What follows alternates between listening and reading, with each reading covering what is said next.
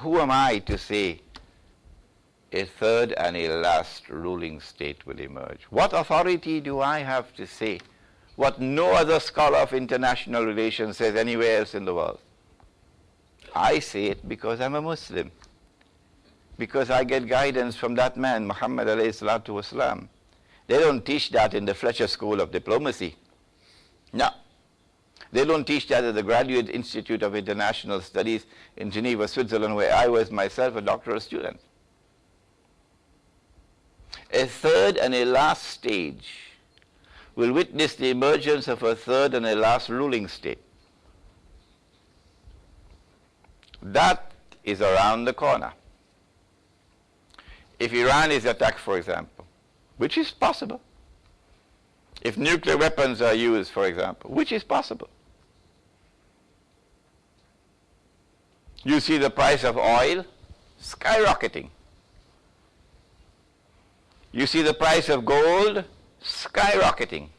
But as bankers, you would know, it's not the price of oil going up, you dum-dum.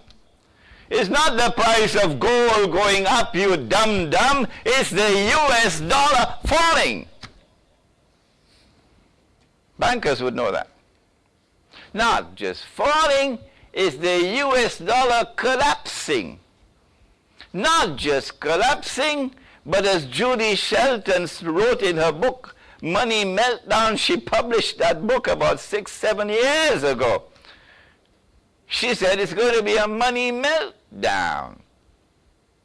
An important scholar in international monetary economics, Judy Shelton, prophesying a money meltdown. When that money meltdown takes place, the US dollar collapses, this entire fraudulent, what's the word for fraudulent again? Penny Puan. This Penny Puan Kabir. This big Penny Puan. This entire fraudulent international monetary system will collapse. I expect that as the US dollar collapses, there's going to be a stampede away from paper money. You may want to think about that. And of course, when I make these, give these opinions of mine, remember only Allah does not make mistakes. There's going to be a stampede away from paper money. People are going to be dumping their paper quickly so they don't have to use it as wallpaper. And that would facilitate the replacement of this international monetary system with a new one that you bankers are already familiar with, namely electronic money. If paper money was fraudulent, Penny Puan Kabir, then electronic money is Penny Puan even more Kabir.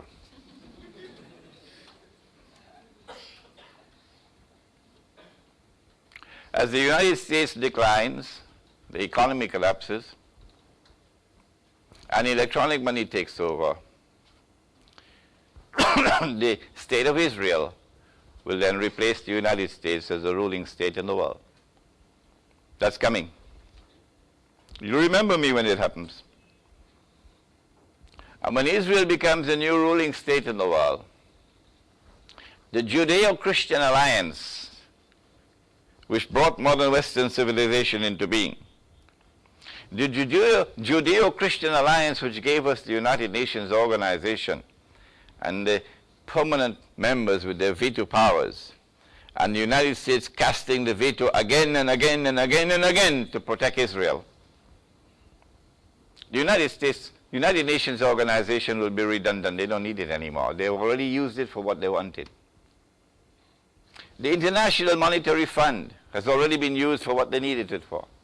No more paper money. They don't need that anymore. And so a new world is coming. It is such a frightful world that one mind cannot understand it. I need your help. We have to bring a number of minds together to understand what's going to happen when paper money collapses. collapses. It is like a financial Armageddon that's around the corner. While, of course, we, scholars of Islam, drinking Teh Tarik.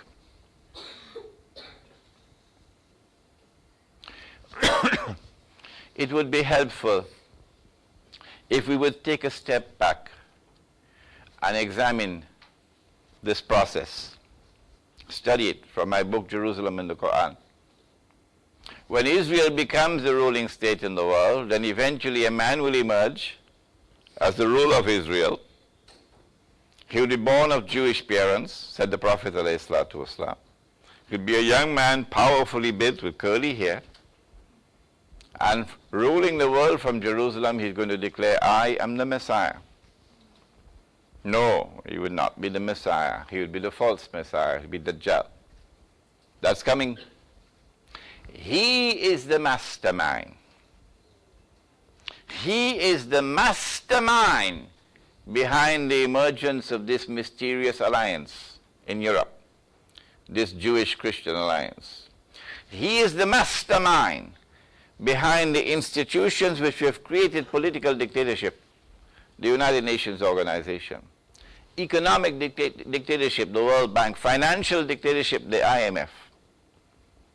And so we go back to Bretton Woods, and we take the Bretton Woods Treaty and we read it, as most people have not read it. Even most bankers have not read it, the Bretton Woods Agreement. And we go to the Articles of Agreement of the IMF and we study it, as most people have not, even bankers have not studied it. When we go to the Bretton Woods Agreement, we see that they decided no more redeemability for paper money. Redeem means you can take your paper money to a bank and get the gold. That's redeeming the paper. The US dollar was like that. Is it 1 hour as yet? Right. $20 for one ounce of gold. Up to 1933, anybody could go to a bank in the United States with $20 US in currency notes and redeem it for 1 ounce of gold. But at Bretton Woods, they decided no more. No more. All the paper money in the world, all of them, no more redeemability to gold. So the integrity of money is gone. But you needed a fig leaf to cover your nakedness. So they decided one currency would have the fig leaf, the US dollar. That will give to the US dollar some respectability. And when the US dollar declares that it declares, in God we trust, you saw it? It's because the US dollar is the only paper money in the world which is redeemable in gold. Not your ringgit and not their rupiah. And Bretton Woods declared that the redeemability would be at $35 an ounce of gold. But Bretton Woods declared that not Tom, Dick, and Harry. No, you can't go to Uncle Sam and say, here's my $35, give me the ounce of gold. Only central banks. Only central banks. So what, central banks are the only people going to be using this money? No. All of mankind are using this money. And so number one, to destroy the redeemability to gold meant destroying the integrity of money. And number two, declaring that only central banks can redeem the US dollar, nobody else, meant that this money had only 0.1% integrity. It was totally fraudulent. Well, then where were the scholars of Islam? Where were the muftis?